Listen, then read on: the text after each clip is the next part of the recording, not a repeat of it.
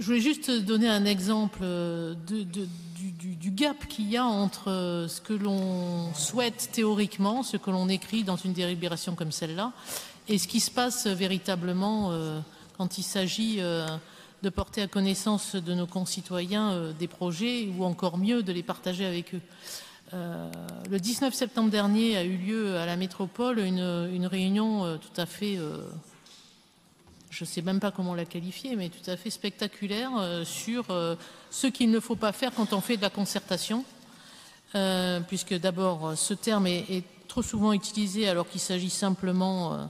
d'information, voire au mieux de consultation. Vous savez ce dont je parle. Enfin, j'espère la réunion qui a eu lieu au sujet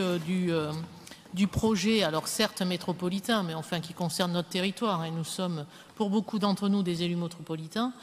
le projet de pistes express cyclables sur pas moins de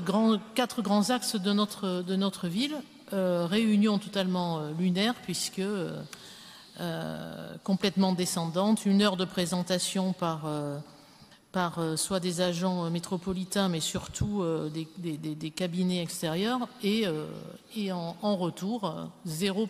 possibilité pour les personnes qui étaient là, riverains et commerçants, de prendre la parole publiquement, d'échanger, de poser des questions. Donc là, on est très très loin de ce qui vous nous demandez de voter dans cette délibération, et voilà, c'est complètement détaché de ce que les gens attendent d'une véritable concertation, et surtout quand ça concerne des projets qui sont